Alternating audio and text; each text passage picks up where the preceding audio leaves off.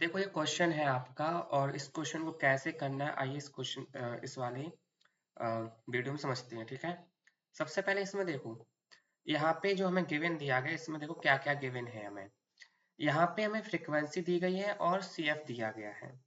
अब हमें इसमें ए बी सी डी और इसमें ई की वैल्यू फाइंड करनी है।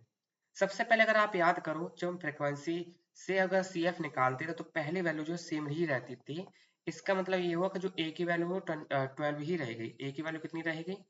12 ही रहेगी। ठीक है, अब हम क्या करते थे, नेक्स्ट टर्म में क्या करते थे, इस और इस टर्म को हम लोग ऐड कर देते थे। ठीक है, यानी सी एफ का फर्स्ट टर्म और फ्रीक्वेंसी का सेकेंड टर्म ऐड करते थे। अब यहाँ पर हम ए की वैल्यू तो ऑलरेडी 12 निकाल चुके हैं, तो 12 प्लस अगर हम बी करेंगे तो इसकी वैल्यू कितनी हो जाएगी? 25 हो जाएगी। अब हम नेक्स्ट क्या करते थे, यहाँ से हम b की वैल्यू अगर हम निकालेंगे तो क्या आएगा? 25 माइनस का 12 करेंगे एंड हमारा फाइनली आंसर आएगा 13। ठीक है, तो अगर हम देखें यहाँ पे तो b की वैल्यू 13 हो चुकी थी।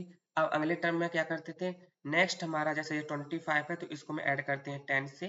तो अगर हम 25 को ऐड करेंगे 10 से तो हमारा फाइनल आंसर है c, क्योंकि यहाँ पे सामने लिखा हुआ है c। तो 25 एंड 10 करेंगे तो 35 आ जाएगा। इस तरह से हमारी c की वैल्यू कितनी आ गई? 35।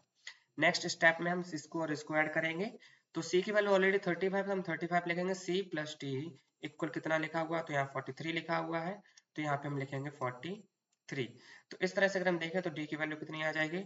43 माइनस का 35, और 43 से अगर हम 35 माइनस करेंगे तो ये हमारा बचेगा 13 में 8 बचेगा। ठीक है, तो d की वैल्यू कितनी आ गई? 8 आ गई। इसी तरह से अगर हम 43 में हम e को प्लस करेंगे तो कितना आंसर आएगा? 48 आएगा। तो अगर हम देखें तो इसको हम इतना जो है सिलेक्ट कर लेते हैं, पूरा ही सिलेक्ट कर लेंगे और इसको थोड़ा सा हम छोटा कर दें ताकि हमें स्पेस मिल सके। इसको शिफ्ट कर देते हैं ऊपर की ओर और लिखते हैं। नेक्स्ट हमारा क्या है, हमें करना है 43। तो 43 प्लस ए इक्वल होगा 48। तो इस तरह से हमारी इक्वल निकल के आएगी 5।